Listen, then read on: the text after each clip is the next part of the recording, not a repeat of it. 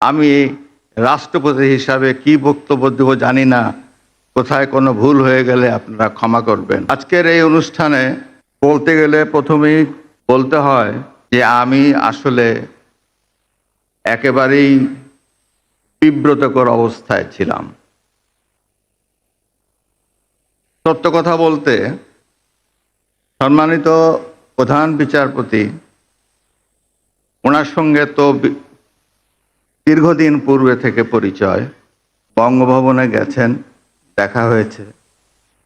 আমাকে কয়েকবার উনি বললেন যে আপনাকে বাংলাদেশ সুপ্রিম কোর্ট দিবস 2023 18 তারিখে আপনাকে আমরা চাই।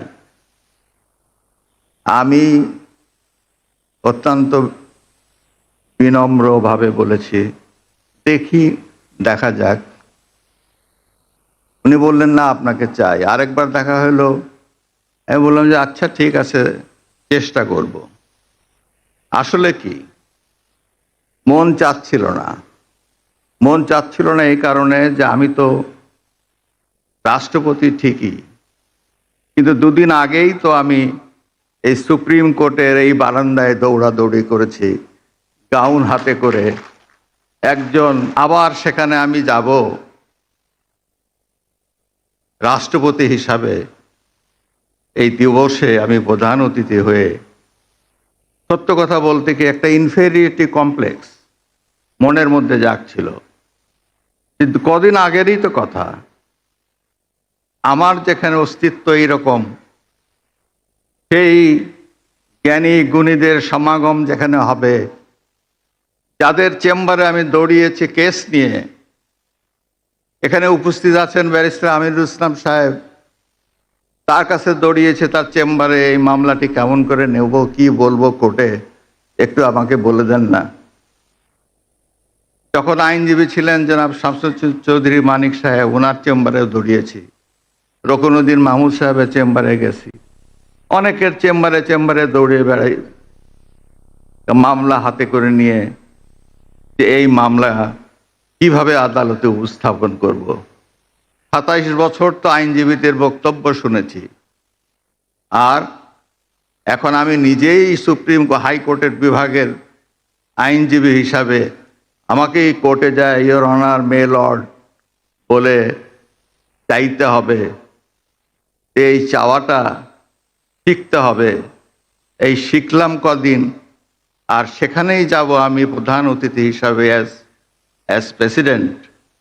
সত্য কথা বলতে আমি তখন আপনাদের কাছে স্বীকার করি আমি ইনফেরিয়রিটি কমপ্লেক্সে ভুগতেছিলাম, কিন্তু তা হলো না। শেষ পর্যন্ত আমাকে এখানে আসতেই হলো, ঘটনাক্রমে আমাকে ইয়েস বলতেই হলো, হ্যাঁ আমি যাব।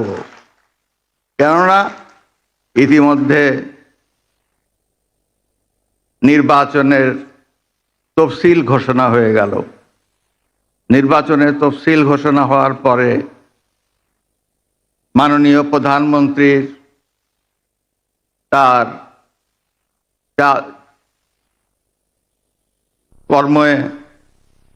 কর্মপদ্ধতিতে কিছুটা সীমারেখা চলে আসে।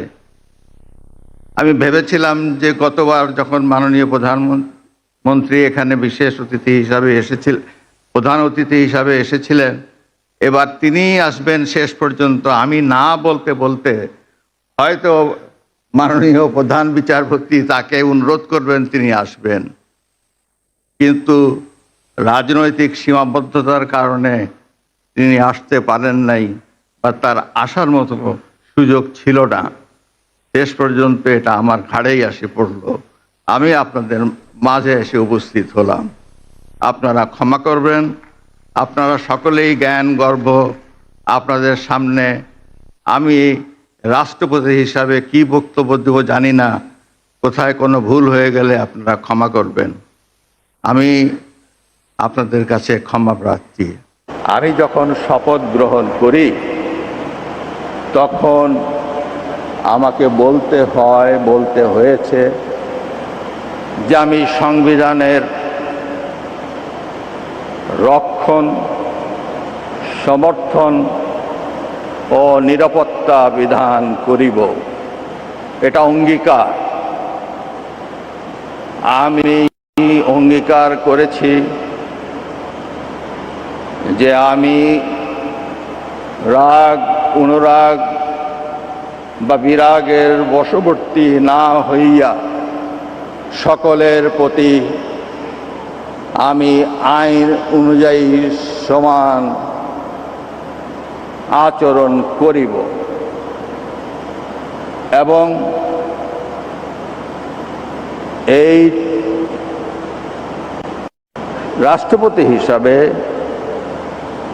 সংবিধানের সকল মর্ম কথা আমাকে পালন করতে হবে। আমি সকল রাজনীতির ঊর্ধ্বে, কিন্তু সকল রাজনীতির ঊর্ধ্বে কখন? শপথ নেওয়ার পরে। শপথ নেওয়ার আগে আমার রাজনীতির ভিত্তি যা ছিল তা তো আমি অস্বীকার করতে পারি না। এটা অসম্ভব, এটা হৃদয়ের মধ্যে আছে, এটা অস্বীকার করা যাবে না। কেন সেটাই আমাকে রাষ্ট্রপতির চেয়ারে আসনে বসিয়েছে, সেই ভিত্তিই আমাকে আসনে বসিয়েছে। আজ যে এখানে এত মানুষ, আজ যে এখানে পাবনার এত মানুষ, তাদের যে প্রতিনিধি পাবনা এখানে আছে 5 জন বা 6 জন, সারা বাংলাদেশে আছে যতটি প্রতিনিধি 350 জন, সেই প্রতিনিধিরাই আমাকে নির্বাচিত করেছে, তাদের দ্বারাই আমি নির্বাচিত হয়েছি। তাহলে আমার অবস্থানটা কোথায়? নির্বাচিত প্রতিনিধিরাই তো আমাকে নির্বাচিত করেছেন। অনেকেই বলেন, যারা সমালোচনা করেন, সমালোচনার জন্যই সমালোচনা করেন। আওয়ামী লীগের পার্লামেন্টারি রাষ্ট্রপতির বিদায়ের আগে আগে 60 থেকে 90 দিনের মধ্যে রাষ্ট্রপতি নির্বাচন করার কথা। অ্যাকর্ডিংলি ঠিক সময় মতো আমাদের প্রধানমন্ত্রী বঙ্গবন্ধু কন্যা জননেত্রী শেখ হাসিনা বিশেষ পার্লামেন্টের অধিবেশন ডেকে আওয়ামী লীগের পার্লামেন্টারি পার্টির মিটিং ডাকলেন। সেখানে মিটিং ডেকে তিনি এজেন্ডা হিসাবে রাষ্ট্রপতি নির্বাচনের এজেন্ডা নিলেন।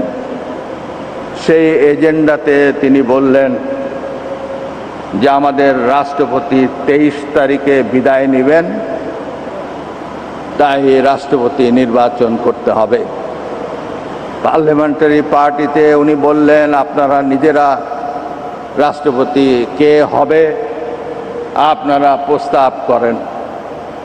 নিজেরা সকলেই আলাপ করতে লাগলো নিজেদের মধ্যে।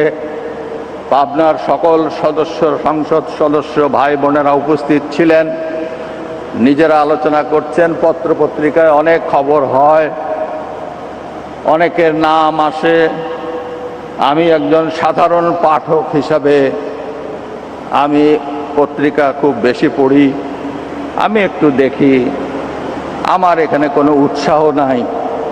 আমি একজন পাঠক, পত্রিকা পড়ি, নাম দেখি, যোগ্যতার বিচারে দেখি। আমি অনেককে মনে করি এ হতে পারে, এ হতে পারে, এ হতে পারে। হোক না কেন, আমার এখানে কি?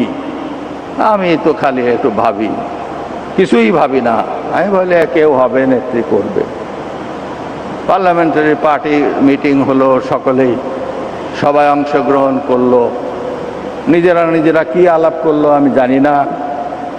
পরে শুনি, রাতের বেলা শুনি, নিউজে শুনি যে সকলে লিডার অব দি হাউসের উপর দায়িত্ব অর্পণ করেছে। লিডার অব দি হাউস অর্থাৎ প্রধানমন্ত্রী, তার উপর দায়িত্ব অর্পণ করেছে আগামী প্রেসিডেন্ট নির্বাচনের জন্য। এভাবে সভা শেষ হয়ে যায়। এরপর আর কোনো খবর নাই, সব চুপচাপ। নীরব নীরব, পত্রিকায় কোনো স্পেকুলেশন নাই, কেউ কিছু বলে না, কেউ কিছু জানে না। আমিও রোজ কাগজ পড়ি, এরপর আর কাগজ পড়া বন্ধ করে দিলাম, যে কিছু তো আর নিউজ তো দেখি না। এরপরে হঠাৎ করে অল অন এ সাডেন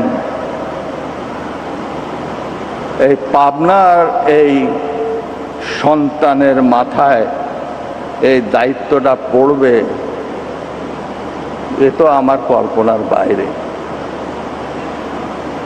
দায়িত্ব আমার কাঁধে আসলো, আমি তো কিংকর্তব্য বিমূঢ়।